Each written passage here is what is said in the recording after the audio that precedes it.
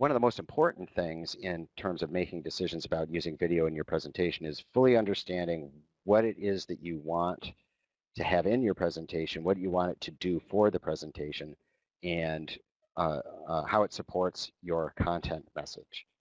So I'm going to turn it over to Kurt to talk a little bit about that. Thanks, Neil. As you look at the use of video in your presentation, the first and most important thing is how that content is going to help your presenters deliver their message. And content, again, is always the foremost consideration, and it frames everything else. So please keep that in mind as we work our way through these items. With that in mind, let's look at how using video can help. First, it can add engagement.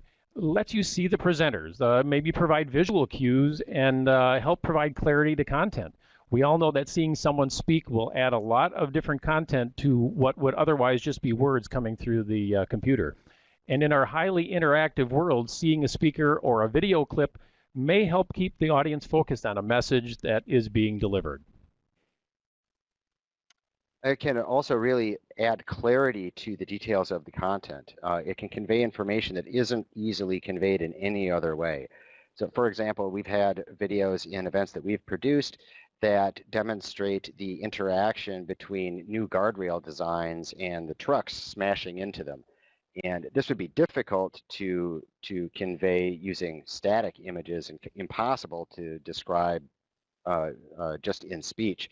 But video very quickly, intuitively, and directly communicates this information. It can help reinforce your message. It can add a powerful emotional component to an otherwise technical presentation. We recently had a presentation here that involved a nursing association, and they were discussing the effects of people's stays in an ICU. Apparently staying in ICU has a very complicated effect on a patient, and they covered all the technical details in the front part of the presentation. And after they'd presented all their details, they then shared a video, and it was a exclamation point on the content, and it made a real difference to that presentation. That video was of a person who had spent time in an ICU. She and her husband were in that video, and they were sharing what life was like during and after that stay, and particularly after. And there was a point in that video that she said, "I have had both leukemia and I have been in an ICU. I'll take the leukemia any day." And when she shared that information, the comments coming back from the attendees were amazing. They wanted to know how to get a hold of that video, how they could share it for their patients. There was a lot of emotional tie-in on that simple word, and it made the rest of that presentation extremely powerful. Yeah, that's actually a great use of video. The video can add that emotional impact and some drama, and that's otherwise really hard to get into a typical webcast. Differentiation is also important. We know that everybody really lives in a highly competitive environment, and even if video doesn't or isn't necessary to truly support the message that you're conveying, because it's engaging with your audience and immediately visible, it's a direct experiential artifact of the event, you can use it to help stand out from the crowd. We can use video to show examples. Neil mentioned a couple of those, training segments, how to interview, how to effectively engage with customers. We've also seen training situations with related to the fire sprinkler industry. Some of those items showed a building being shaken apart, and the result of that on the equipment that was installed within that particular building related to fire suppression. And there is no other way to describe it, but watching it happen and then seeing the result afterward put, again, a real firm message back to those who are watching after hearing the technical details. And to those of us that produce events and plan meetings know that even if you have no prior intention of adding video to your event, sometimes a speaker brings it to you. Either it's a clip in their deck that they really want to share, or they have an expectation that they're going to be on camera. We know that it's important sometimes to keep presenters happy. We've looked at the why. So these are some of the reasons that you can use video, and there certainly are many reasons to do that. Let's take now the next step in the evaluation process. Again, we're taking a look at how do you work this into your presentation. In addition to knowing why, it's also very valuable to know how important that video content is to the delivery of the content message. For our purposes today, we're going to use just 3. The item is critical. Without this content, it absolutely is not going to happen. The presentation cannot take place without the video content that's available or that's needed. Supportive, really nice, but it doesn't have to be there. Perhaps that video that I mentioned from the nursing group, I would call that we could have delivered the information for them just fine, but boy, it sure added a lot afterwards. So supportive, really nice to have, but not really critical. And the last item is nice, but not really necessary. I might call it fluff, a nice feature, but the content can still be delivered without any issue whatsoever. Kurt talked about the degrees of importance that the video content might have to your event, and there's a parallel dimension to that, which is the degree of effort necessary to get that video into your event. And we have likewise broken that into 3, I suppose, obvious tiers. The first being very complex. Lots of moving parts, lots of expertise required, lots of specialized equipment, perhaps. Just a lot of thought, effort, and energy needed to get that video into your event. The next is sort of the middling. It takes some effort, but not an enormous amount. And the third, of course, is that it is almost trivial and doesn't require much effort at all.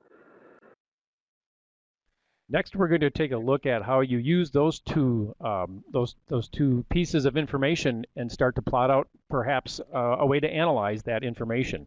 On this grid, you'll see on the left-hand side we have the complexity, highly, all the way down to simple, and on the bottom of that graph we have nice but not necessary up to critical to presentation. As you think about the use of that particular video element in your presentation, give some thought to where on this particular item, on this chart, your particular use might apply.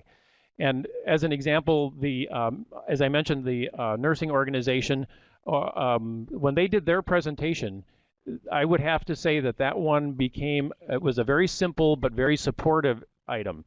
Very simple to do, didn't take a lot of extra wheel turning or gear crunching to make that happen. And it certainly was very supportive of the material. Another one might be multiple speakers on webcams. We have 2 today. We've done as many 4 or 6 or more. And when you do that, you might be ranking up into somewhere into the moderately complex and not really necessary. If you think about it, if you can still deliver the content, understanding that the video would be great to have, but the necessity changes at that point. But you are adding complexity by adding all those different speakers. And I'll let Neil talk about what would be considered a critical and highly complex type of presentation. Oh, thanks, Kurt. Yeah, as an example of an event that might live up here in that first quadrant, and probably to the far northeast of that quadrant, was an event we did a while ago, very high profile, big international event, broadcast live from the Persian Gulf. Hello, welcome to the Harvard Business Review event, Building a Sustainable Future, Unlocking the Energy Challenge. I'm Angela Herron, the editor for Special Projects and Research at HBR.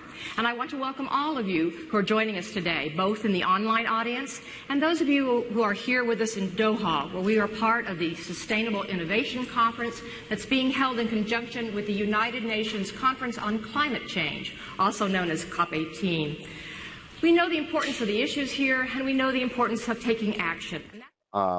The nature of this event was such that there were a lot of big personalities and big brands involved, and because it was part of such a large event, local video production facilities were not available. And we worked with a local staging company, which helped, literally build the stage and dress the set, and also helped coordinate all of the necessary visas and custom activities necessary for us to bring production equipment in from Europe.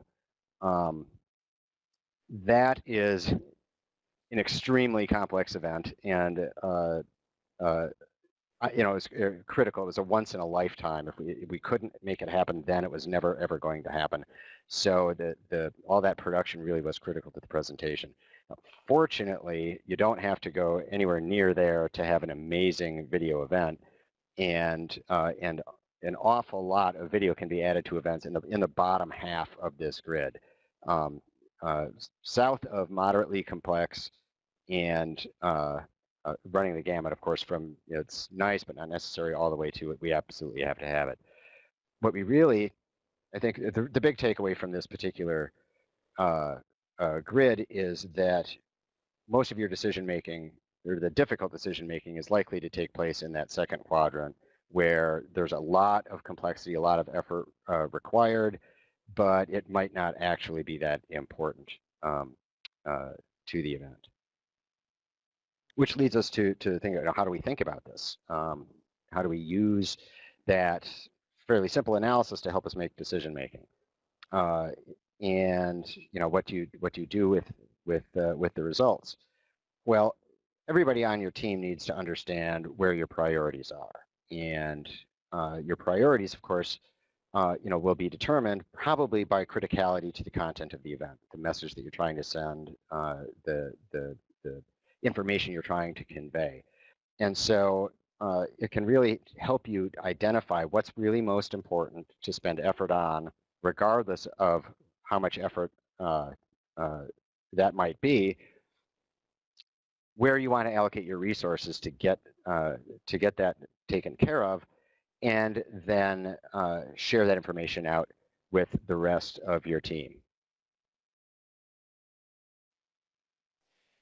The last step in the analysis is reviewing the skill set and the experience level that's required. And there are a couple different ways that you need to be considerate of that. Start with the speakers. How familiar are they with the concept of whatever it is that you're planning to use? And familiar and comfortable are two words that come to mind. They're not necessarily the same word. We've certainly learned that in our experience. And next up, the vendor. The vendor that you're working with needs to be aware of what that need level is that you determine, so that you can make sure they put the resources and time necessary to get what it is that the speakers need to deliver that content. And are you comfortable with that vendor and with them taking some leadership role in helping you make those decisions? And lastly, the producer, that's you. The whole point of this conversation is to help you become more familiar with the idea of making decisions, helping guide your speakers and your vendor through the process of determining what it is that needs to be done to make that message clear to the audience. And as with most things that are successful, planning is critical. You can do all the planning you want, and there's still going to be variables that come up. And the hope of this conversation is that you will be empowered to make sound decisions when you're planning your webinars, and that you'll be able to use that information to deliver the content your membership or your organization needs.